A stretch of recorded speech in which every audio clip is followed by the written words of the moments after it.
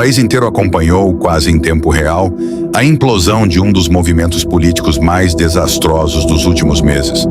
No centro desse furacão estavam Hugo Motta e o secretário Derrite, que se viram pressionados como jamais haviam sido. Goiás News. Notícias sem mais delongas. Vamos para a notícia.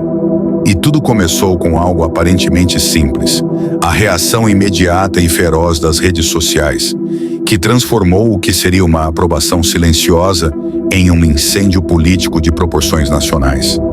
As primeiras faíscas surgiram logo cedo, quando assessores alertaram governadores aliados sobre a repercussão negativa e, principalmente, sobre o risco real de investigações profundas envolvendo estruturas de segurança pública. A simples menção de que a Polícia Federal e o Supremo Tribunal Federal poderiam intervir fez com que a temperatura política subisse como um foguete. Até então, o projeto avançava rápido, sem debates amplos, sem audiências públicas, sem explicações convincentes. Mas a tentativa de aprovar tudo às pressas revelou algo que nem eles esperavam: uma revolta silenciosa no próprio campo conservador, que viu ali uma manobra estranha, descrita por muitos como um autogolpe legislativo, e que acabou deixando a direita radical presa dentro da própria narrativa criada por ela mesma. A cada minuto, a pressão aumentava. Governadores começaram a recuar publicamente, alguns ao vivo, em entrevistas de rádio e televisão, após receberem ligações urgentes de Brasília. Muitos haviam sido avisados de que determinadas operações que estavam na fila poderiam ser deflagradas a qualquer momento e que as consequências políticas seriam imprevisíveis. A narrativa de segurança que sustentava o projeto virou pó em poucos instantes, substituída por acusações gravíssimas de blindagem às facções e interferência em investigações sensíveis. Essa mudança abrupta fez com que a opinião pública se voltasse completamente contra os articuladores do projeto, que tentavam desesperadamente justificar o injustificável. Internamente, parlamentares comentavam que jamais tinham visto tanto pânico em tão pouco tempo e que forças de segurança estavam mais tensas do que durante votações de orçamento. Mas por que tanto medo? Por que uma simples proposta legislativa fez tremer governadores, deputados e figuras centrais do cenário nacional? A resposta está nos bastidores que ninguém mostrou, nas conversas reservadas que aconteceram longe das câmeras, nos alertas enviados silenciosamente por delegados federais e nos relatórios que circularam entre gabinetes fechados, relatórios que indicavam risco de captura institucional, interferência em investigações de facções e até mesmo prejuízo direto em operações que estavam prestes a ser desencadeadas em vários estados. A partir desse momento, a dinâmica mudou completamente. O Congresso virou uma arena de tensão. Aliados começaram a se afastar discretamente. Discursos antes alinhados passaram a ser contraditórios. Gabinetes que defendiam o projeto horas antes já trabalhavam no recuo. Enquanto isso, a PF e o STF entravam no jogo de forma indireta, mas extremamente significativa. Não foi preciso nenhuma nota oficial. Bastou circular nos bastidores a informação de que qualquer tentativa de interferência seria enquadrada como risco institucional. Esse aviso, mesmo não declarado publicamente, circulou com força suficiente para desmontar a estratégia original. Governadores começaram a pedir cautela. Líderes partidários mudaram o tom. Influenciadores, antes entusiasmados, ficaram em silêncio total. Foi o momento em que todos perceberam que algo estava muito errado e que insistir naquilo poderia custar caro demais. E enquanto a pressão aumentava, uma pergunta começou a ecoar com mais força: o que realmente estava por trás desse projeto? O que motivou tamanha pressa? E por que figuras tão influentes estavam dispostas a se desgastar tanto por um texto cercado de controvérsias e suspeitas? Nos próximos capítulos dessa investigação, veremos como cada peça dessa história começou a se mover, como aliados viraram adversários em poucas horas, como governadores recuaram ao vivo, como mensagens internas expuseram temores de operações federais, e também porque o próximo mês pode ser um dos mais turbulentos para os estados e para Brasília, com possibilidade de investigações, ações judiciais e até mesmo operações de impacto nacional. Tudo isso em um cenário onde ninguém quer assumir culpa, ninguém quer aparecer como responsável, e todos tentam correr contra o tempo antes que a pressão ultrapasse os limites. Porque quando as estruturas federais entram no jogo, tudo muda e os próximos dias podem definir não apenas a sobrevivência política de muitos envolvidos, mas também os rumos da segurança pública no Brasil.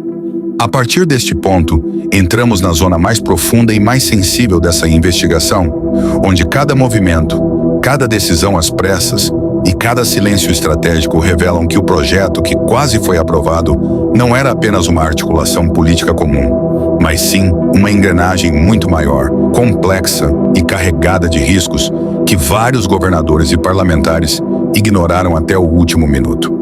Quando a reação das redes começou a crescer como um vendaval impossível de controlar, assessores em Brasília passaram a enviar alertas cada vez mais urgentes. E foi nesse exato instante que figuras de destaque perceberam que a situação tinha saído do campo da articulação e entrado diretamente no campo de possíveis investigações federais.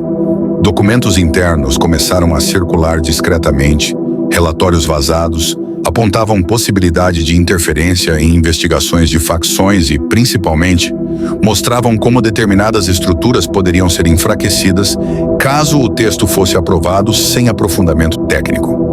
A própria Polícia Federal, mesmo sem fazer declarações públicas, teria deixado claro nos bastidores que qualquer tentativa de alterar processos sensíveis de investigação poderia desencadear reações automáticas do sistema de controle institucional, algo que nenhum governador queria enfrentar justamente agora, em um momento de extrema fragilidade política nos estados. E foi esse clima crescente de tensão que fez com que aliados, antes confiantes, começassem a recuar ao vivo, alguns interrompendo entrevistas, outros mudando o discurso em questão de minutos, e alguns poucos até apagando declarações de apoio nas redes sociais, numa tentativa desesperada de se proteger da tempestade que já se formava no horizonte.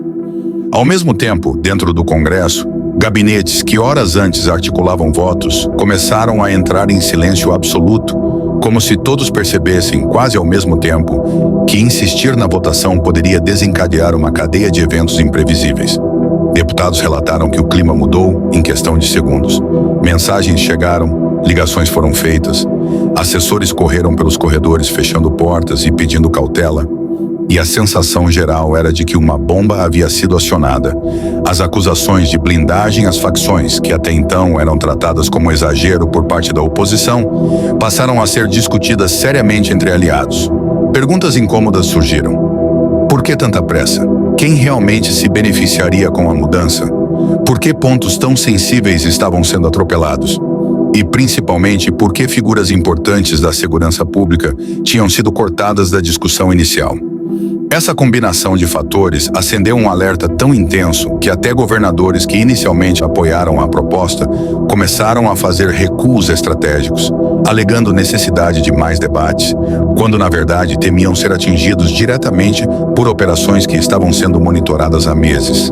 Alguns estados já tinham investigações delicadas em andamento, envolvendo tanto facções quanto possíveis conexões políticas, algo que elevou ainda mais a temperatura dessa história. Nos bastidores, informações indicavam que determinados grupos dentro da segurança pública estavam indignados com a movimentação relâmpago em Brasília, afirmando que mudanças sem consulta técnica poderiam comprometer meses de trabalho operacional. Muitos agentes federais alegavam que havia risco de interferência indireta em investigações já avançadas. Enquanto isso, ministros do STF acompanhavam tudo com atenção redobrada. Ninguém no Supremo queria entrar na história de forma brusca, mas havia preocupação com possíveis impactos institucionais, especialmente se o projeto fosse aprovado sem base jurídica sólida. Essa preocupação se espalhou rapidamente pelos corredores do poder, derrubando a narrativa original de que tudo era apenas uma tentativa de modernização da segurança pública. Influenciadores da direita radical, ao perceber que o discurso começava a se voltar contra eles, entraram em modo defensivo, tentando argumentar que a reação era exagerada. Mas o estrago já estava feito. A narrativa havia escapado de suas mãos e agora caminhava com força própria, alimentada por denúncias, análises, vazamentos e declarações desencontradas de parlamentares que até então defendiam o texto. E é justamente aqui que o cenário ganha uma nova camada de tensão. O próximo mês, A expectativa é que ele traga uma sequência de eventos que podem mudar completamente o jogo em Brasília e nos estados. Há indicações de que investigações que estavam paradas há meses podem avançar. Governadores temem que operações de grande escala sejam deflagradas. Parlamentares, sabendo que estão sob pressão, começaram a buscar distanciamento público desse tema. E a Polícia Federal, em silêncio, observa cada movimento, ciente de que sua atuação nas próximas semanas pode redefinir alianças políticas, derrubar discursos e até expor estruturas internas que sempre funcionaram nas sombras. Especialistas afirmam que, quando a segurança pública entra em disputa política dessa maneira, nada é previsível, e é exatamente isso que torna este momento tão explosivo. Os estados aguardam ansiosos, Brasília está em alerta máximo e os bastidores fervem como nunca. A sensação é de que estamos no prelúdio de algo muito maior e que tudo o que aconteceu até agora foi apenas a superfície de uma história que ainda guarda revelações profundas, perigosas e capazes de mexer com os alicerces da política nacional. Mergulhamos ainda mais fundo na engrenagem invisível que moveu essa crise, revelando o que vinha sendo articulado nos bastidores, enquanto o país acompanhava perplexo a tentativa de aprovar um dos projetos mais controversos dos últimos tempos. A essa altura, governadores já estavam divididos entre manter a lealdade às articulações políticas de Brasília ou preservar suas próprias estruturas estaduais, temendo que qualquer passo em falso pudesse desencadear uma sequência de investigações capazes de abalar antigos acordos, redes de influência e até alianças que duraram mais de uma década. O impacto sobre os estados foi imediato. Secretários de segurança passaram a monitorar com atenção cada nova informação. Delegados estaduais iniciaram reuniões emergenciais. Especialistas começaram a alertar sobre os riscos operacionais e, silenciosamente, setores sensíveis à segurança perceberam que aquilo que parecia apenas uma votação rápida estava prestes a se tornar um divisor de águas. A pressão das redes sociais funcionou como uma onda gigante que arrastou políticos, analistas e até autoridades para o centro de um debate que fugiu completamente do controle. E foi justamente quando o clamor digital alcançou níveis inéditos que documentos internos começaram a ganhar força entre jornalistas investigativos e parlamentares opositores, revelando nuances que até então estavam guardadas a sete chaves. Esses documentos falavam sobre relatórios específicos de inteligência, mencionavam operações em andamento e apontavam para conexões que poderiam ser afetadas diretamente pela mudança legislativa. Conexões que envolviam desde células de facções que operam dentro e fora dos presídios, até possíveis interferências regionais em investigações federais sensíveis. Não demorou para que esse material começasse a circular de maneira mais ampla, levantando suspeitas sobre a real intenção do projeto.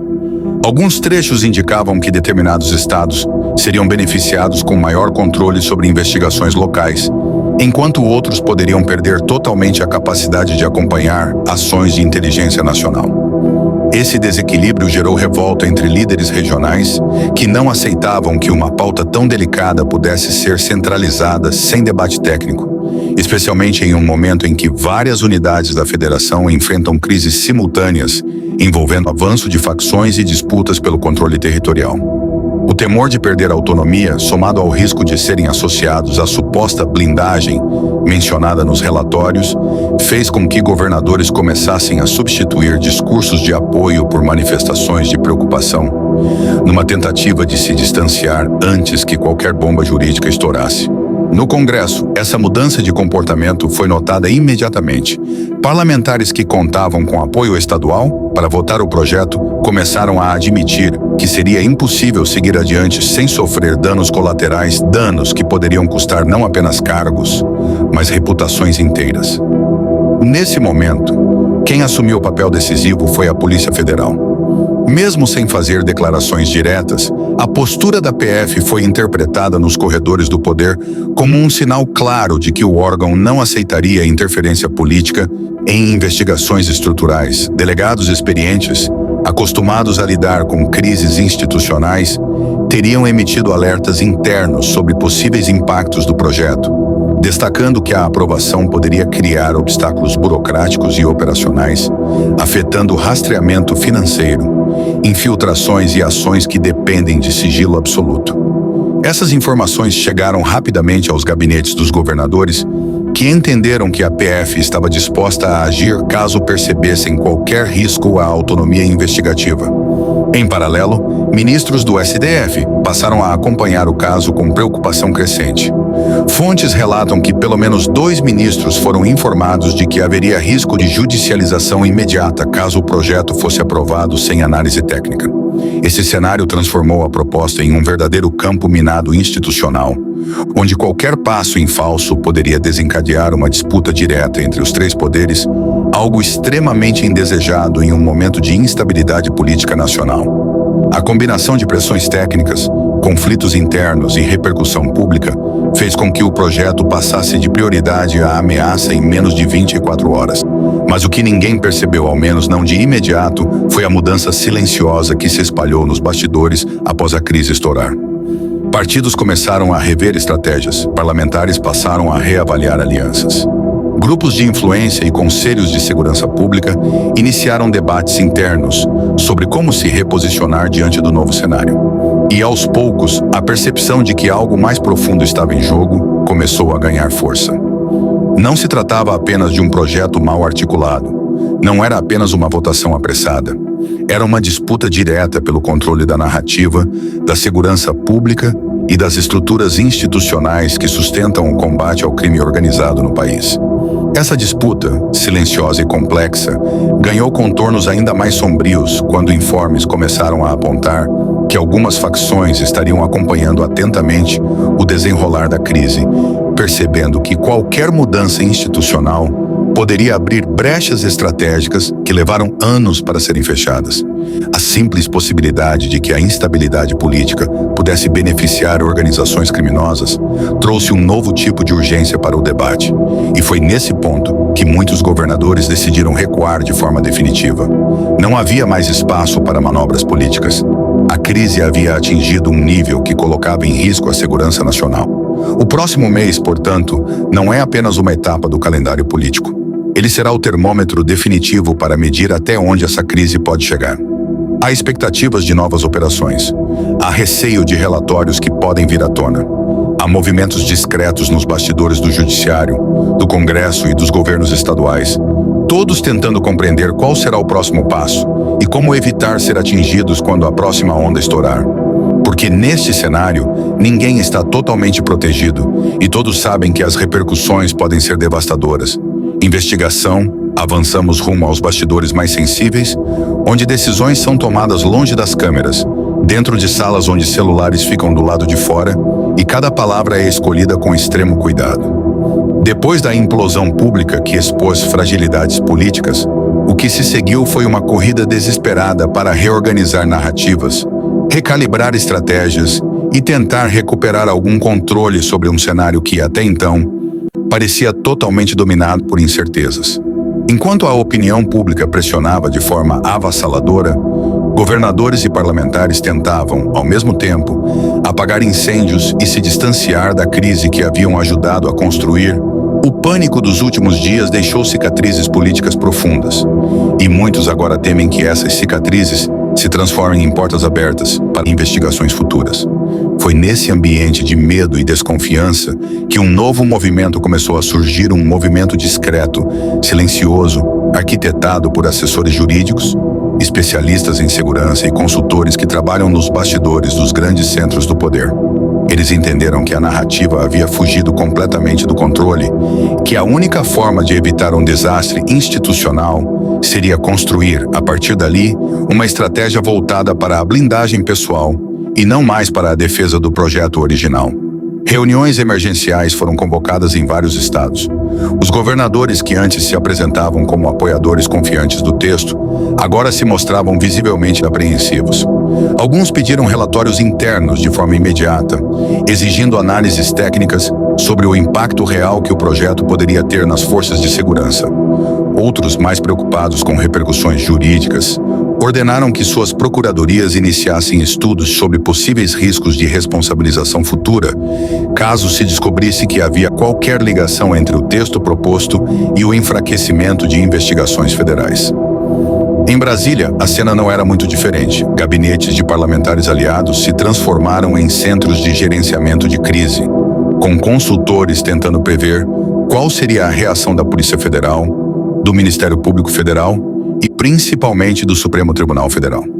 Ninguém sabia ao certo como as instituições reagiriam diante do caos recente, mas todos tinham certeza de que o ambiente político estava contaminado demais para permitir qualquer manobra arriscada. A simples possibilidade de que ministros do STF pudessem interpretar o movimento como tentativa de interferir nas estruturas de investigação nacional foi suficiente para paralisar completamente a articulação política. Apesar do silêncio oficial, a postura das autoridades federais era clara. Havia algo errado, e a tentativa de aprovar o projeto havia acendido alertas que não seriam ignorados. Delegados federais passaram a reforçar, em conversas reservadas, que estavam atentos a qualquer tentativa de interferência e que ações institucionais seriam tomadas caso necessário. A informação se espalhou rapidamente entre parlamentares, caindo nos bastidores como um aviso duro de que a PF não toleraria movimentos que prejudicassem operações em andamento. Essa postura firme contribuiu para intensificar o clima de tensão. Governadores temiam que operações fossem deflagradas repentinamente, expondo conexões e negociações que nunca deveriam ter vindo à tona. Enquanto isso, analistas políticos afirmavam que a crise havia revelado um ponto sensível: o fato de que muitos estados dependem, de maneira crítica, das investigações federais para controlar facções que se expandiram de forma sofisticada nos últimos anos. A insegurança em torno do tema, somada à possibilidade de que as facções já estivessem de olho na instabilidade, fez com que a crise saísse do campo político e entrasse diretamente no campo da segurança nacional. À medida que o caos se espalhava, era evidente que nada mais poderia ser resolvido de forma superficial. Pela primeira vez, governadores perceberam que estavam lidando com uma força muito maior do que imaginavam. A opinião pública, alimentada por redes sociais, pela cobertura intensa da imprensa e pela atuação incisiva de analistas e especialistas que não deixaram o assunto esfriar. Tudo isso pressionou as estruturas políticas a recuarem e repensarem suas atitudes. Em alguns estados, secretários de segurança passaram a revisar estratégias de comunicação, preparando discursos que reforçavam compromisso com a legalidade e com as investigações federais, numa tentativa de demonstrar que não tinham nada a esconder. Mas por trás dos microfones, a realidade era completamente diferente. O temor de que relatórios confidenciais viessem à tona era real. O medo de ser associado a uma narrativa que ganhava força nacional era quase palpável.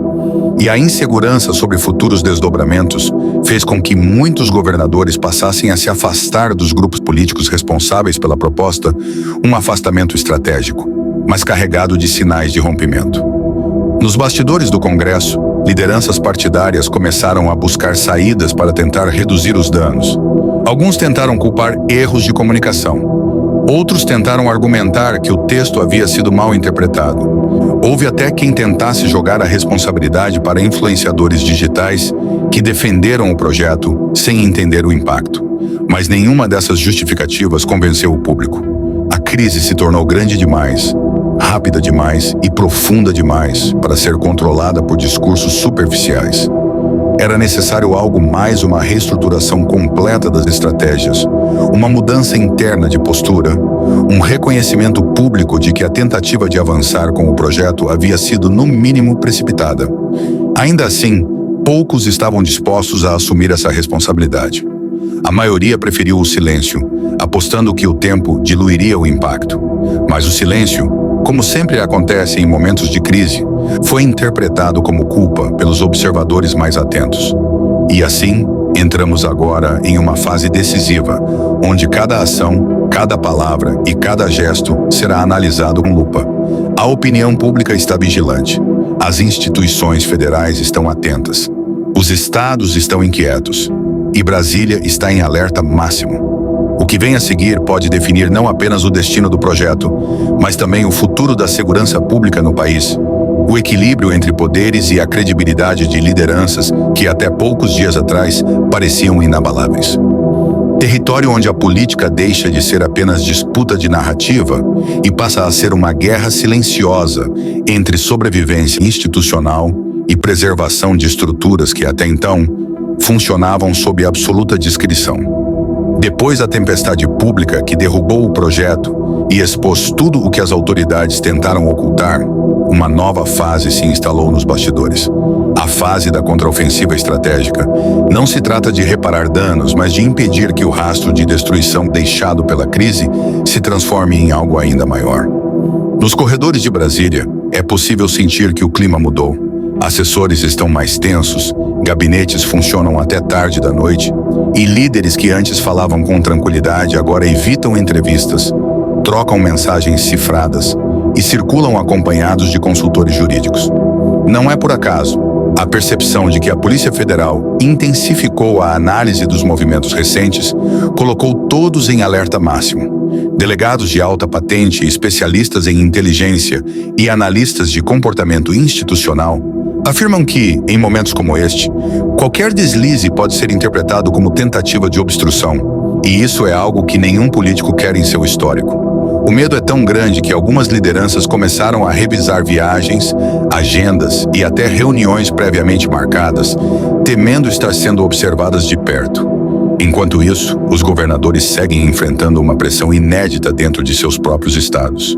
Secretários de segurança estão exigindo relatórios internos para comprovar que nenhuma decisão tomada durante o período da crise e comprometeu investigações. Em algumas regiões,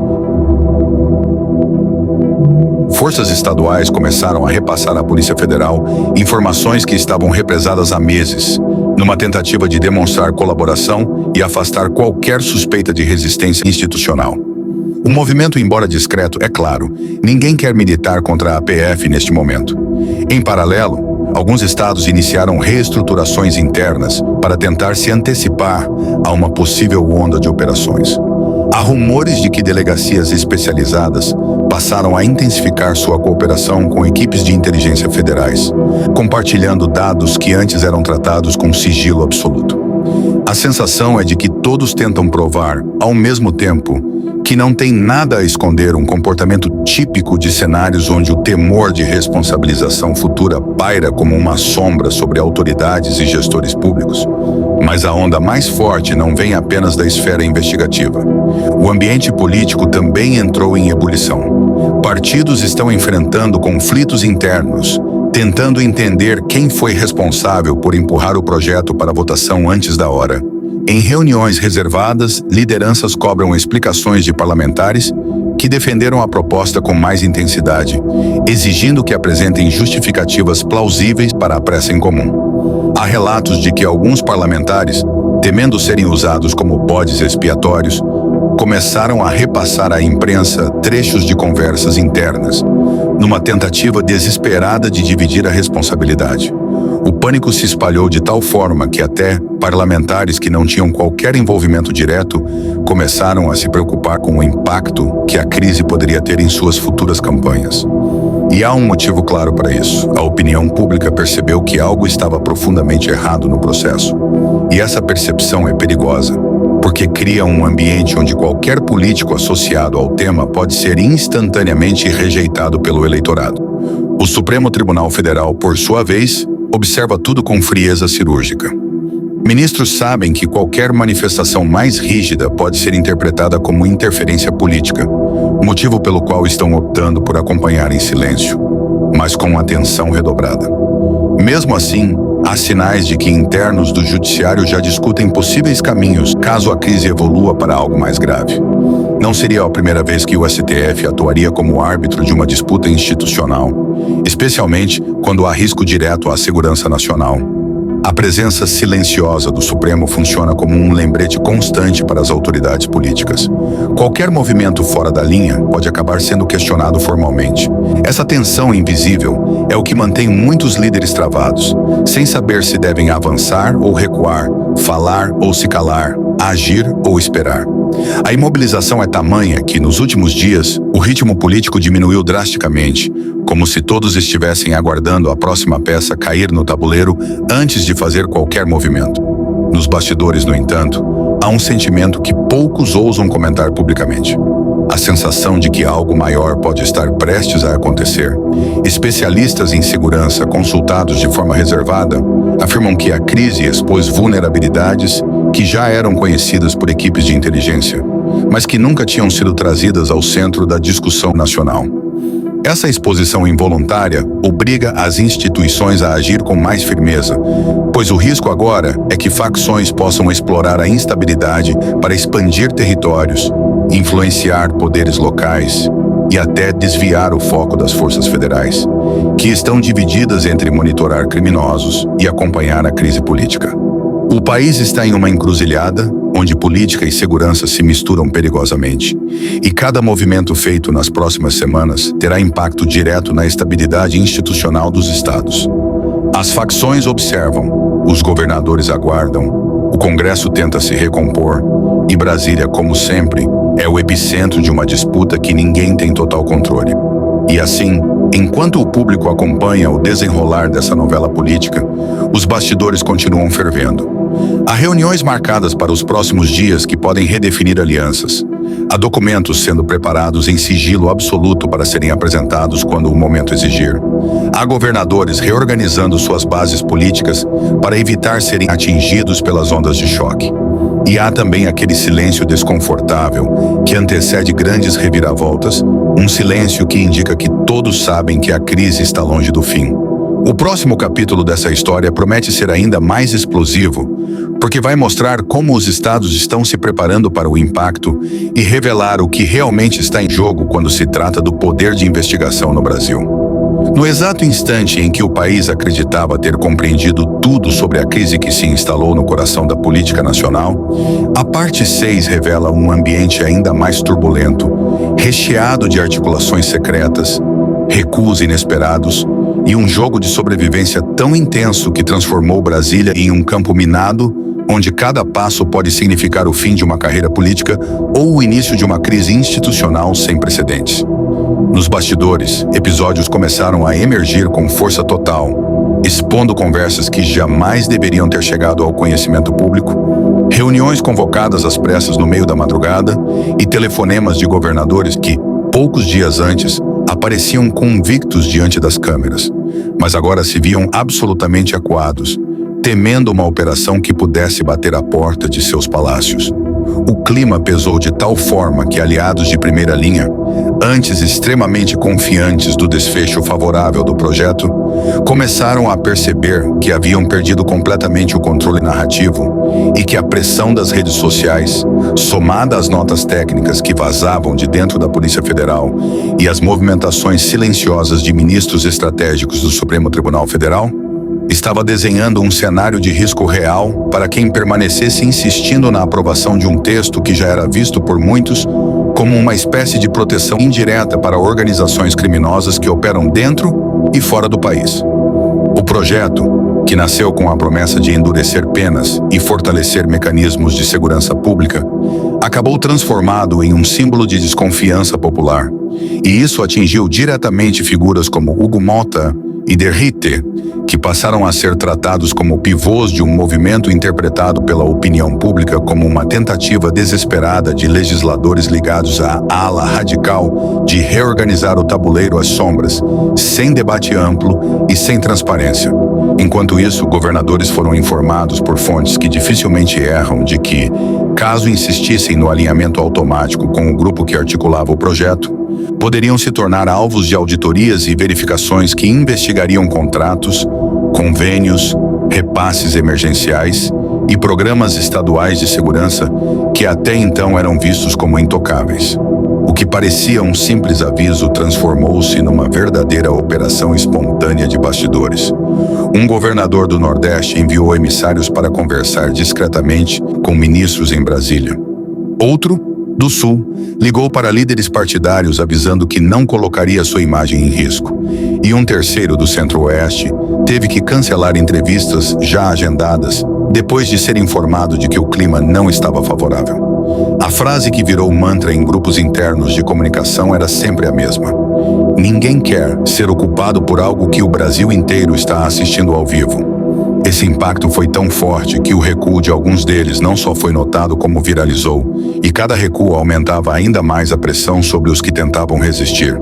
Era como um efeito dominó, onde cada governador que abandonava o barco forçava o próximo a fazer o mesmo, para não se tornar o único exposto às críticas públicas. E tudo isso acontecia ao mesmo tempo em que a Polícia Federal, munida de informações que circularam de forma semiclandestina pelos corredores, analisava possíveis conexões entre discursos, articulações e interesses cruzados que poderiam apontar para irregularidades estruturais. O STF, por sua vez, observava cada movimento com atenção cirúrgica, como quem sabe que está assistindo o prólogo de uma crise maior, e que a qualquer momento seria chamado não apenas para arbitrar, mas para interferir diretamente no jogo político, caso a temperatura ficasse ainda mais insustentável. A imprensa, no entanto, ainda não tinha acesso ao grau de tensão que realmente se espalhava pelo Congresso. E os poucos jornalistas que conseguiram captar o clima descreveram o ambiente como um dos mais pesados dos últimos anos, comparável apenas aos momentos mais críticos de crises históricas recentes.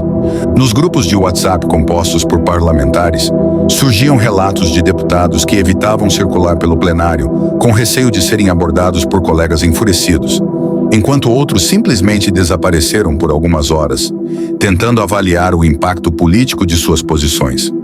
Líderes de bancadas tentaram recompor o discurso, mas quanto mais tentavam justificar, mais repercussão negativa surgia nas redes, e tudo isso acontecia em tempo real, minuto a minuto, como um incêndio que ninguém conseguia apagar. A cada nova atualização, a crise ganhava mais camadas, e as estratégias começavam a mudar não apenas por medo, mas também por percepção. Se antes certas alianças pareciam sólidas, agora se mostravam frágeis, sustentadas apenas por interesses circunstanciais que estavam sendo triturados pela avalanche de reações populares, que crescia sem parar. A narrativa da direita radical, que por anos funcionou com precisão cirúrgica, começou a desmoronar. Aquilo que antes era repetido por influenciadores alinhados, militantes fervorosos e parlamentares organizados em discurso uníssono, passou a ser contradito por fatos sucessivos, documentos, análises e manifestações de agentes federais que mostravam que o projeto não tinha clareza, não tinha segurança técnica e, pior, poderia abrir brechas perigosas para quem lucra com o caos e com a fragilidade das instituições. Tudo isso fez com que figuras importantes da base mais radical se sentissem encurraladas pela primeira vez em muito tempo.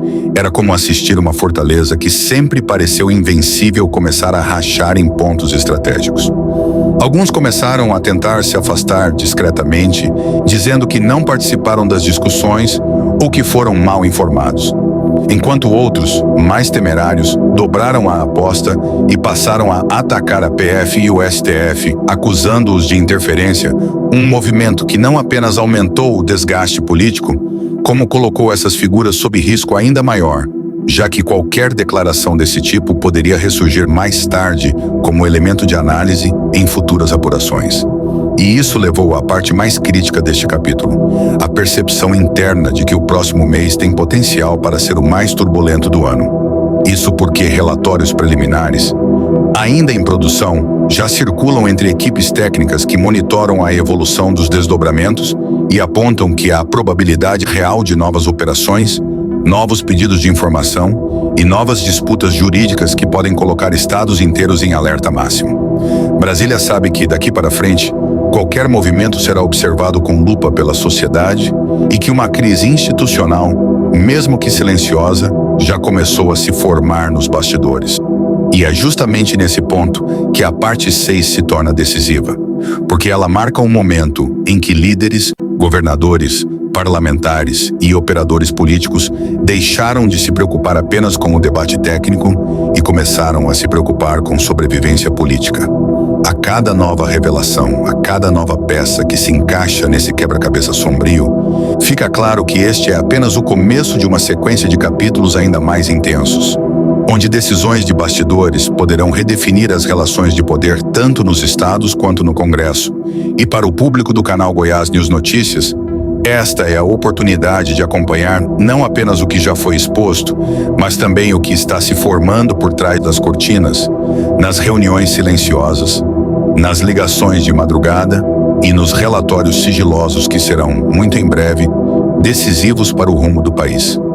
No momento em que a crise parecia ter atingido o auge, a parte 7 revela que, na verdade, todo o país estava apenas assistindo ao início de uma reconfiguração profunda, uma reviravolta que misturava medo, disputa de poder, investigações iminentes e a sensação crescente de que algo muito maior estava sendo articulado longe das câmeras. Nos corredores ensombrados do Congresso, personagens que até poucos dias atrás caminhavam com a segurança de quem domina o jogo, passaram a agir como peças deslocadas, tentando sobreviver a um tabuleiro que mudava de posição a cada hora. Era possível perceber nos olhares, nas conversas sussurradas, nos passos apressados de assessores e nas portas fechadas das salas de liderança que uma nova onda de tensão estava se formando e que ninguém sabia ao certo quem seria o próximo atingido. Aquilo que começou como uma manobra legislativa transformou-se em um terremoto político que atravessou blocos partidários e chegou aos estados, criando divisões internas que jamais haviam sido expostas com tamanha nitidez. Nos bastidores, surgiam relatos de que advogados renomados estavam sendo acionados para atuar preventivamente, pois o clima indicava que não se tratava mais de uma disputa narrativa, mas de um possível cerco institucional envolvendo órgãos federais, relatórios técnicos e procedimentos que poderiam, a qualquer momento, se transformar em operações com repercussões nacionais. Parlamentares que antes falavam em tom firme passaram a medir cada palavra, conscientes de que qualquer frase dita ao vivo poderia ser interpretada como um sinal de envolvimento, omissão ou tentativa de interferência. Enquanto isso, governadores que tentaram se equilibrar entre agradar sua própria base e evitar confrontos com o governo federal, viram que o movimento era mais complexo do que imaginavam. Parte deles foi alertada de que determinadas decisões tomadas durante a articulação do projeto estavam sendo examinadas com precisão cirúrgica e que qualquer passo em falso poderia gerar desgaste institucional e consequências políticas duradouras. A cada nova revelação, a crise deixava de ser apenas sobre o projeto e passava a envolver a credibilidade de grupos inteiros. Documentos internos começaram a circular, apontando inconsistências em justificativas apresentadas por parlamentares que tentaram defender o texto. Gravações de sessões, discursos antigos e posicionamentos contraditórios viralizavam com velocidade impressionante, e cada novo vídeo que explodia nas redes fazia com que mais figuras públicas fossem engolidas pelo furacão. A máquina digital, que antes servia como principal arma da ala radical, se voltou contra ela de forma inesperada, expondo contradições, apagando discursos ensaiados e transformando os próprios apoiadores em críticos ferozes, incapazes de aceitar que um grupo que sempre se apresentou como linha dura contra o crime, agora estivesse associado a um movimento interpretado como suave demais com quem opera nas sombras da ilegalidade. Dentro do Congresso, conversas antes calorosas se transformaram em trocas frias. Alianças se desfaziam silenciosamente. Promessas eram renegociadas à base de olhares tensos. E líderes partidários perceberam que a crise havia aberto uma fratura que dificilmente seria reparada em pouco tempo. O medo de novos vazamentos era tão grande que alguns parlamentares passaram a utilizar celulares alternativos, evitar reuniões presenciais e reduzir a circulação por setores conhecidos por ter maior presença de jornalistas e assessores de comunicação. Até mesmo gabinetes considerados fechados sofreram reestruturações internas, com mudanças de pessoal e reforço de protocolos para evitar que qualquer informação sensível escapasse para o lado de fora. Ao mesmo tempo, investigações silenciosas que corriam dentro de órgãos federais começaram a convergir para pontos sensíveis que envolviam decisões recentes tomadas em gabinetes importantes.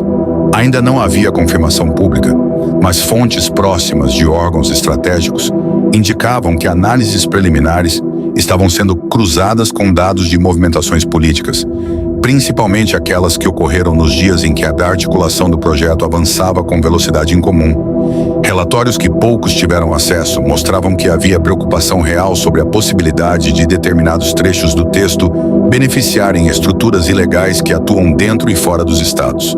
A partir disso, setores do STF entraram no radar da crise, não por vontade própria, mas porque a pressão social e o volume de denúncias começaram a exigir respostas judiciais, principalmente diante do temor de que o silêncio pudesse ser interpretado como conivência. Entre ministros, surgia a percepção de que qualquer manifestação futura, mesmo que técnica, poderia desencadear uma reação política imprevisível. Alguns estudiosos que acompanham o desenrolar do cenário apontavam que a crise atual se tornava um dos momentos mais delicados desde os últimos grandes embates institucionais do país, porque envolvia justamente áreas que influenciam diretamente as estruturas de segurança e governabilidade nacional. Ao mesmo tempo, o pânico entre governadores ganhou um novo contorno. Alguns estados começaram a revisar discretamente contratos firmados com empresas fornecedoras de tecnologia, transporte e equipamentos de segurança, temendo que esses documentos acabassem expostos em eventuais apurações. Reuniões convocadas às pressas nos palácios dos estados buscavam reorganizar estratégias de comunicação, e governadores passaram a exigir que suas equipes evitassem declarações públicas que pudessem gerar associação com antigos aliados que, naquele momento, mais queimavam do que ajudavam. Essa movimentação teria sido impensável um mês antes, mas agora era tratada como medida de sobrevivência.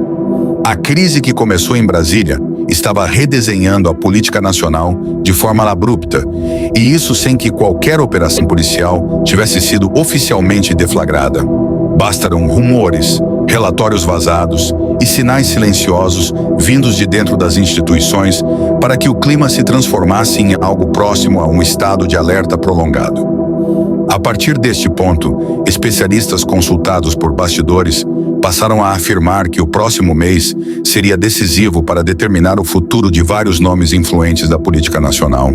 Isso porque as equipes técnicas encarregadas de analisar o projeto não estavam apenas examinando o texto em si, mas mapeando tudo o que envolveu sua articulação. Reuniões, ligações, trocas de mensagens, padrões de comportamento e até movimentações financeiras de grupos que, historicamente, ganham espaço sempre que decisões que afetam a segurança pública entram em pauta.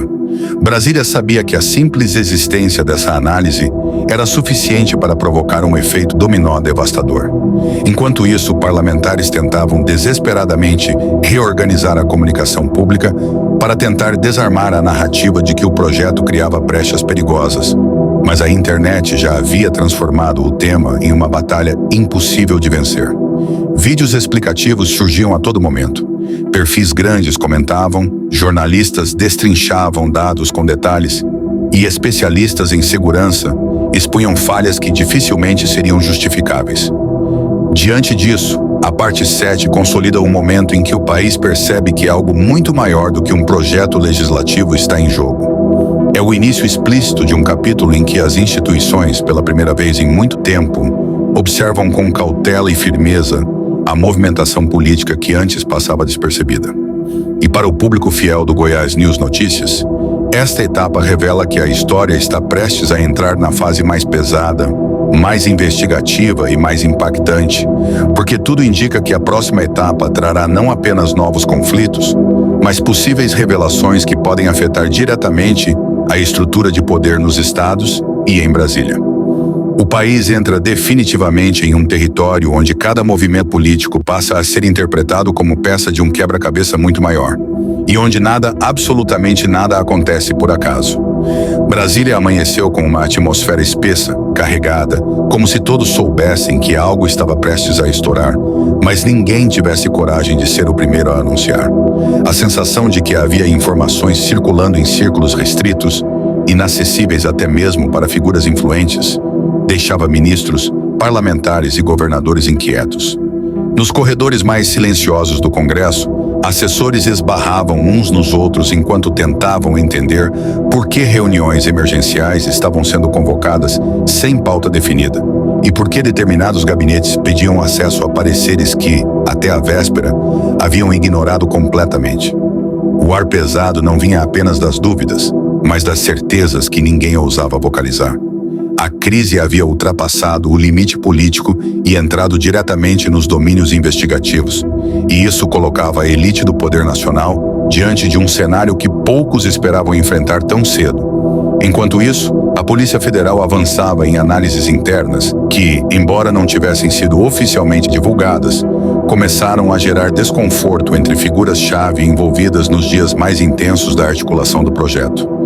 Os bastidores revelavam que equipes técnicas estavam destrinchando sequências de eventos que ocorreram em intervalos muito curtos, como alterações apressadas no texto, mudanças de posicionamento súbitas de parlamentares e a chegada de documentos que, curiosamente, pareciam ter sido preparados antes mesmo de a discussão ganhar corpo no plenário. Essa sincronia anormal acendeu alertas entre investigadores que há anos acompanharam casos semelhantes, nos quais tentativas de manobras legislativas serviam como parte de estratégias maiores, voltadas a beneficiar estruturas que operavam por trás das cortinas. Relatórios preliminares que circulavam apenas entre setores altamente restritos da PF já apontavam que havia elementos suficientes para justificar uma investigação mais robusta, e isso explicava, silenciosamente, o nervosismo que crescia entre governadores e líderes políticos que, até então, haviam considerado o projeto uma mera pauta de rotina. Agora, cada ligação, cada reunião, cada declaração dada nas últimas semanas começava a ser reavaliada com o peso de quem teme que qualquer frase possa ser interpretada como participação, influência ou omissão em um processo que se tornava, a cada minuto, mais delicado. Para algum de vocês, seguidores do canal, que têm interesse de fazer algumas compras online, nós temos 4 lojas parceiras. Uma delas se chama Magalu Jorge Rafaela, Loja Americana, Submarino, Amazon, link logo abaixo. Da descrição, boas compras. E foi justamente nesse momento que o Supremo Tribunal Federal entrou em uma fase de atenção máxima. Ministros que vinham acompanhando a crise à distância perceberam que a temperatura política havia chegado a um ponto onde o simples silêncio institucional poderia ser interpretado como concordância ou, pior, como falta de controle. Conversas internas começaram a mapear possíveis cenários de judicialização caso o projeto avançasse. Análises de constitucionalidade foram solicitadas com urgência e setores jurídicos passaram a monitorar movimentos que, em outras circunstâncias, seriam banais. A presença do Supremo, ainda que discreta, foi suficiente para intensificar a tensão. A direita radical, percebendo que estava perdendo espaço narrativo e político, tentou reagir com discursos inflamados, acusando interferências e sugerindo que havia um complô institucional para barrar o texto. Mas a reação foi um tiro pela culatra. Quanto mais atacavam, mais reforçavam a percepção pública de que havia algo obscuro por trás da pressa, e mais fortaleciam a ideia de que o projeto não resistia ao mínimo escrutínio técnico. Vídeos, análises, debates e comentários de especialistas viralizavam em tempo real, transformando a crise em um espetáculo público onde cada nova informação se tornava combustível para uma opinião pública já inflamada. Nos estados, o efeito continuava devastador. Governadores que haviam aparecido ao lado dos articuladores do projeto nos primeiros dias desapareceram das redes e evitaram agendas públicas. Nos bastidores, equipes jurídicas enviavam relatórios emergenciais, alertando sobre riscos de exposição em eventuais investigações. Governadores passaram a revisar mensagens enviadas a parlamentares, reavaliaram discursos e solicitaram que seus setores de comunicação retirassem das redes qualquer publicação que pudesse associá-los diretamente ao grupo mais radical envolvido na defesa do texto. Em alguns palácios, reuniões que começaram como meras discussões técnicas terminaram em debates acalorados sobre como evitar danos à imagem institucional do Estado, caso o projeto se tornasse objeto direto de investigação. A tensão era tanta que assessores passaram a relatar que alguns governadores mal dormiam, temendo que o próximo amanhecer trouxesse notícias de mandados, apreensões ou conduções que poderiam transformar um problema político em uma crise institucional sem precedentes. Ao mesmo tempo, surgia um elemento novo e extremamente preocupante: informações de que setores independentes dentro da PF e de órgãos auxiliares começaram a cruzar dados de inteligência ligados à atuação de facções que operam tanto em ambiente prisional quanto econômico. Essas análises preliminares levantaram a hipótese de que certos dispositivos do projeto poderiam sim abrir margens para a atuação mais organizada de grupos criminosos que há anos buscam maneiras de contornar mecanismos federais de controle. Essa possibilidade assustou não apenas a opinião pública, mas também setores técnicos que trabalham diariamente no combate ao crime. De repente, a narrativa de blindagem, antes vista como mera crítica política, começou a ganhar contornos técnicos, embasados e documentados. Esse foi o ponto de virada. O país inteiro começou a entender que a crise não era sobre esquerda ou direita, e sim sobre o risco real de enfraquecimento de mecanismos de segurança que, se modificados de forma imprudente, poderiam causar impacto direto na vida de milhões de brasileiros. A discussão deixou de ser política e se tornou institucional. E quando crises ganham esse status, o desfecho raramente é simples. A essa altura, parlamentares tentavam a todo custo reorganizar suas posições. Alguns começaram a ensaiar discursos de recuo, tentando se desvincular da ala radical que havia impulsionado a aprovação do texto às pressas. Outros, porém, dobraram a aposta, acreditando erroneamente que a pressão popular diminuiria com o tempo. Mas quanto mais tentavam resistir, mais eram pressionados por vídeos, documentários curtos, análises de juristas e comentários virais de especialistas em segurança. O país assistia a tudo como se fosse um grande salão de vidro, onde nada mais podia ser escondido, e essa exposição total transformou a crise em algo ainda maior. Uma disputa entre a sobrevivência política e a urgência institucional. Quem insistia no projeto começava a perder apoio rapidamente. Quem recuava, por sua vez, precisava explicar por que havia apoiado um texto tão problemático desde o início. Portanto, marca o momento em que o país percebe que a crise não é apenas sobre articulação política, mas sobre uma rede intrincada de interesses, pressões institucionais, análises técnicas e um choque entre narrativas que nunca deveriam ter saído dos bastidores. Para o público do Goiás News Notícias, esta etapa revela que os próximos capítulos serão ainda mais densos, mais confidenciais e mais explosivos, porque tudo indica que estamos nos aproximando da fase em que investigações começam a se mover de forma concreta, silenciosa e implacável. O Brasil mergulha em uma atmosfera ainda mais densa, onde cada detalhe, desde um simples olhar captado pelos corredores do Congresso até um áudio vazado que circula discretamente entre jornalistas investigativos, torna-se peça fundamental de um mosaico que revela uma crise de proporções muito maiores do que qualquer analista imaginou no início. A essa altura, já não se trata apenas de pressão popular, de desgaste político ou de embates narrativos entre grupos ideológicos. O que se desenrola diante do país é um cenário onde instituições inteiras começam a se mover como gigantes despertos, percebendo que a tentativa de aprovação do projeto às pressas pode ter sido apenas a superfície visível de algo mais profundo, mais organizado e mais perigoso. Nos bastidores, ministros, assessores, líderes partidários e governadores se comunicam de forma quase clandestina, como se temessem que qualquer palavra dita fora de hora pudesse se transformar em evidência ou em estopim para uma nova onda de investigações. O Brasil, nesse instante, parece dividido entre o que é dito oficialmente e o que está sendo descoberto nos subterrâneos do poder, e esse contraste cria uma tensão inédita, que faz com que cada gesto seja analisado com minúcia, cada frase seja interpretada como possível sinal de alerta, e cada silêncio pese como um julgamento. O clima dentro do Congresso é de absoluta instabilidade. Parlamentares que antes caminhavam altivos passaram a adotar uma postura retraída, olhando para os lados antes de entrar em plenários, evitando até mesmo cumprimentar colegas que, em outros tempos, eram aliados de longa data. Rumores indicam que certos gabinetes receberam avisos não oficiais de que conversas realizadas durante a articulação do projeto podem ter sido registradas, e isso fez com que a paranoia se espalhasse como vírus entre deputados e senadores. Há quem diga que, nas últimas 48 horas, mensagens foram apagadas, arquivos foram destruídos e celulares foram trocados, numa tentativa desesperada de impedir que informações sensíveis caiam nas mãos de órgãos federais, ou pior, na mão de adversários políticos sedentos por munição. Enquanto isso, líderes partidários tentam reorganizar blocos, mas encontram uma base completamente fragmentada, onde ninguém mais confia em ninguém e onde alianças se desfazem com a mesma rapidez com que foram construídas. As discussões internas já não giram em torno de convicções ideológicas, mas de estratégias de sobrevivência, como se cada parlamentar tentasse escapar de um incêndio político que devora tudo à sua volta.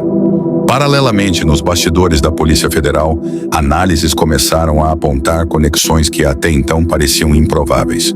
O cruzamento de dados revelou que a pressa com que o projeto foi empurrado para a votação coincide com movimentações financeiras suspeitas envolvendo empresas e grupos que, historicamente, orbitam ao redor de setores onde o crime organizado tenta expandir sua influência. A PF não faz declarações públicas, mas agentes que acompanham o caso afirmam que há fortes indícios de que certos trechos do texto poderiam, se aprovados, gerar impacto direto em áreas sensíveis do combate ao crime. Essa informação, que deveria permanecer restrita, acabou circulando entre setores estratégicos do Executivo, criando um efeito dominó que fez governadores recuarem em público, temendo ser associados a algo que, muito em breve, poderá ser alvo de uma investigação nacional. A simples possibilidade de que o projeto tenha sido articulado não apenas por interesse político, mas por influência indireta de estruturas criminosas, transformou a crise em algo explosivo. E essa hipótese, embora ainda não confirmada oficialmente, já é suficiente para que especialistas em segurança pública levantem alertas contundentes sobre a necessidade de bloqueio imediato de qualquer tentativa de ressuscitar o texto. Enquanto isso, no Supremo Tribunal Federal, ministros já discutem internamente os possíveis impactos de uma intervenção judicial caso a crise se agrave. Não se trata de interferir na autonomia do Congresso, mas de garantir que qualquer alteração legislativa relacionada à segurança pública siga parâmetros constitucionais. A reação da direita radical a essa possibilidade foi instantânea. Discursos inflamados surgiram acusando o Supremo de querer impedir o avanço das pautas conservadoras.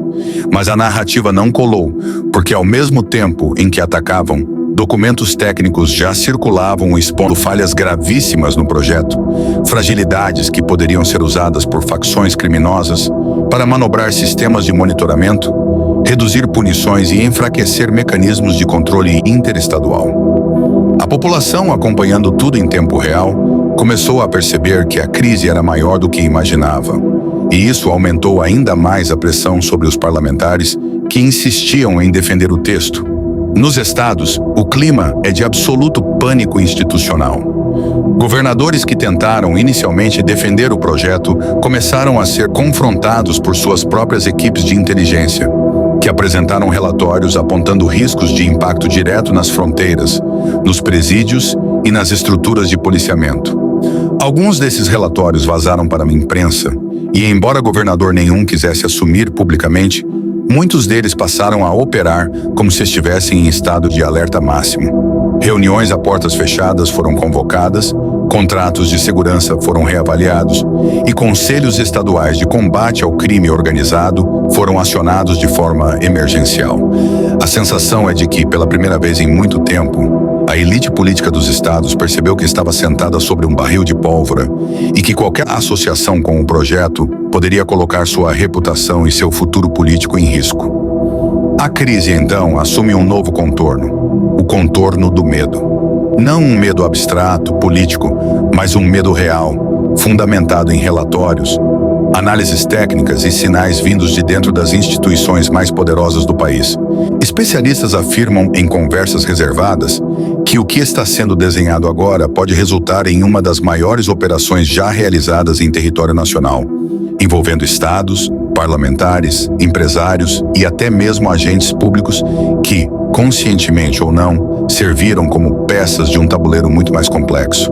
E é justamente essa hipótese que faz com que Brasília viva dias de absoluto caos silencioso, onde ninguém sabe exatamente quem está envolvido, quem será o próximo alvo, ou quando a primeira grande movimentação policial vai acontecer. A única certeza é que a crise ultrapassou qualquer limite imaginável e se transformou em uma bomba-relógio prestes a explodir. A parte 9, portanto, é o ponto em que o país finalmente entende que não se trata mais de um embate ideológico, mas de um choque entre estruturas de poder, investigações silenciosas, pressões institucionais e riscos reais que podem redefinir a política brasileira pelos próximos anos. Para o público do Goiás News Notícias, esta etapa marca a entrada definitiva na fase mais tensa desta investigação, a fase onde máscaras começam a cair, documentos começam a aparecer e onde o próximo capítulo pode, literalmente, mudar o rumo do país. Em meio ao desfecho dessa grande investigação que dominou o noticiário regional e colocou Anápolis e todo o estado de Goiás em alerta, a parte 10 mergulha em uma revelação que funciona como um ponto de virada dramático, daqueles que puxam o espectador para a ponta da cadeira e fazem o público entender que o caso é muito maior do que aparentava no início. À medida que os bastidores começam a ser expostos, novas conexões surgem entre personagens que estavam aparentemente separados, mas que na verdade orbitavam em torno do mesmo esquema que se desenrolava silenciosamente há meses, talvez anos. A cada linha investigativa que avança, uma teia de informações se abre, revelando que as operações, perseguições e prisões não são fatos isolados. São peças de um quebra-cabeça complexo que envolve suspeitas de corrupção, irregularidades administrativas, disputas silenciosas por influência e até mesmo estratégias que tentavam manipular a opinião pública. A tensão cresce quando detalhes cruciais vêm à tona, mostrando como agentes das forças de segurança, promotores, delegados e até políticos locais começam a se movimentar, seja para contribuir com a investigação, seja para tentar evitar que determinados nomes emergissem. Enquanto isso, o clima nas ruas de Anápolis é de expectativa e apreensão. As pessoas comentam, observam, fazem perguntas, procuram entender onde essa história vai parar. O mais impressionante é como pequenos acontecimentos, como aquela perseguição policial no centro, ou o caso do homem que usava o nome do irmão por 30 anos, de repente passam a fazer sentido dentro de um panorama maior, um panorama que, até então, estava nebuloso para a população. E quando a verdade começa a se aproximar perigosamente da superfície, surgem novos depoimentos, documentos vazados, arquivos recuperados e relatos de testemunhas que mudam completamente a direção do caso. É justamente nesse ponto que a trama ganha profundidade, desperta indignação e prende a atenção. A sensação de que existe algo ainda maior, algo escondido nos bastidores, algo que, quando revelado, pode estremecer estruturas, derrubar reputações e mostrar o lado obscuro do poder. E é por isso que cada segundo dessa investigação importa, porque o público sente que estamos diante de um enredo real, intenso e imprevisível, onde qualquer nova peça pode virar a narrativa de cabeça para baixo e transformar completamente a percepção do que parecia apenas mais uma notícia do dia. Aqui, a história se torna viva, pulsante, carregada de tensão, e deixa claro que o desfecho está longe de ser simples, porque o que vem pela frente promete ser ainda mais revelador e explosivo. A narrativa entra em um território ainda mais profundo e eletrizante, onde cada detalhe que surge acende um alerta e cada nova revelação parece empurrar a investigação para um abismo de mistério que ninguém imaginava existir.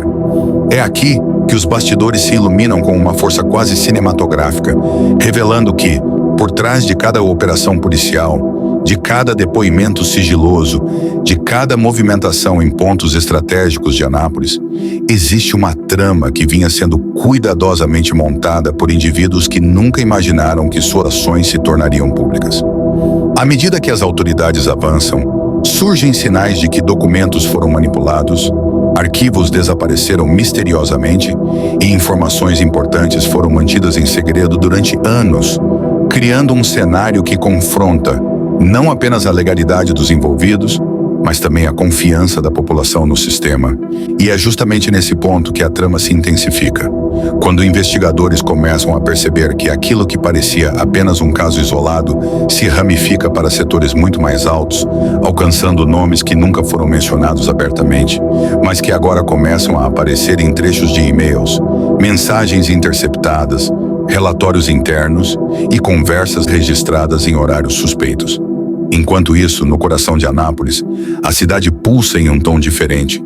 Moradores comentam nos pontos de ônibus, comerciantes cochicham em portas entreabertas, motoristas de aplicativo trocam informações e a sensação geral é de que algo grande está prestes a estourar. A pressão aumenta ainda mais quando surgem relatos de que pessoas ligadas ao caso começaram a agir de forma estranha. Algumas tentando desaparecer do radar, outras mudando suas rotinas abruptamente e até mesmo indivíduos que passaram a evitar certos locais por medo de serem confrontados. Tudo isso cria um clima de tensão quase palpável que ressoa pelas ruas e faz a audiência do canal perceber que estamos diante de uma história que vai muito além do noticiário comum. As autoridades, por sua vez, seguem avançando entre pressões internas e externas, sabendo que qualquer passo mal calculado pode comprometer toda a investigação e, ao mesmo tempo, conscientes de que o público acompanha cada movimento com olhos atentos, buscando respostas que ainda não podem ser reveladas totalmente. A cada minuto que passa, a narrativa se adensa, ganha camadas de complexidade e se transforma em uma verdadeira batalha entre o que está sendo exposto e o que ainda permanece nas sombras. E é justamente nesse equilíbrio tenso entre o revelado e o oculto que a parte 11 encontra sua força máxima. Uma construção narrativa carregada de suspense, intensidade e expectativa, onde o público sente que está acompanhando um capítulo crucial, capaz de redefinir toda a percepção sobre o caso e preparar o terreno para a revelação bombástica que ainda está por vir. Chegamos ao desfecho com a força máxima de tudo aquilo que foi narrado até aqui, amarrando cada detalhe, cada bastidor e cada movimento silencioso que sacudiu Brasília, os estados e, principalmente, os compassos tensos da política brasileira. Nos últimos dias, o que antes parecia apenas mais uma disputa entre grupos dentro do Congresso, rapidamente se revelou uma tempestade perfeita, um choque entre pressões partidárias, investigações profundas e uma reação popular que não pôde ser controlada nem pelas estratégias mais calculadas dos bastidores. E é nesse ponto que a narrativa se fecha com uma intensidade digna de um episódio final. Quando os governadores, antes confiantes de que tudo seria resolvido em silêncio, se veem obrigados a recuar publicamente. Quando deputados que pressionavam pela aprovação acelerada do projeto passam a negar, ao vivo, qualquer envolvimento direto. Quando assessores, líderes partidários e figuras historicamente influentes começam a se contradizer, deixando claro que algo muito maior estava sendo escondido.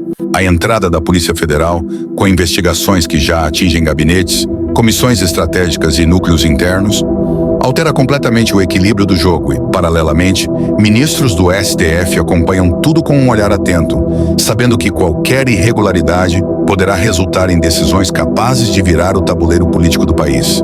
Enquanto isso, a opinião pública, cada vez mais informada e inquieta, empurra essa história para outro nível. O nível onde a pressão não vem apenas de partidos, mas de milhões de brasileiros que não aceitam mais o silêncio, a contradição ou a falta de transparência. A cada passo, novas contradições surgem, novas mensagens vazam, novas reuniões são reveladas.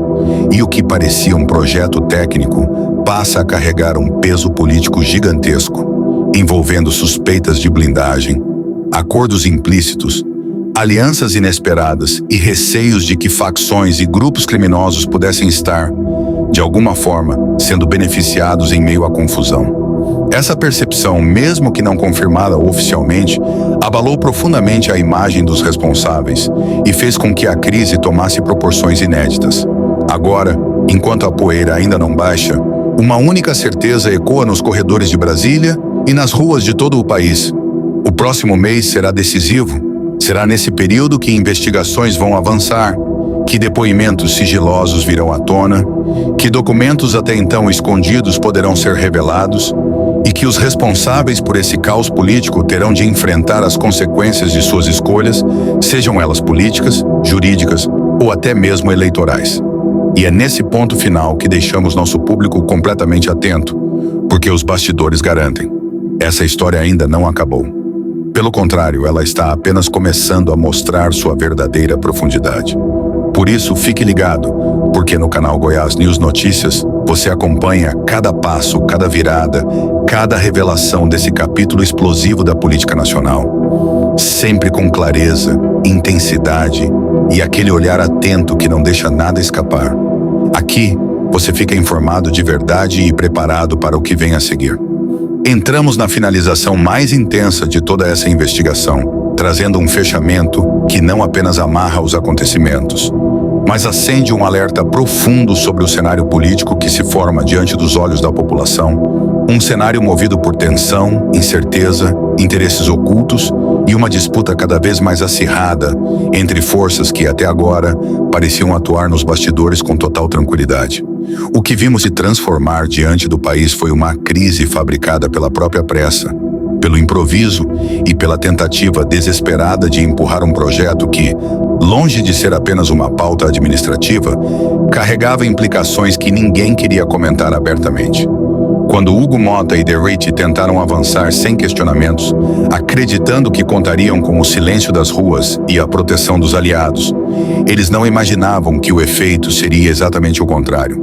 Uma explosão de indignação que ecoou nas redes, nas rádios, nos corredores políticos e até mesmo nas governadorias, onde muitos decidiram recuar ao vivo, interrompendo discursos calculados e abandonando justificativas inconsistentes diante de uma pressão jamais vista.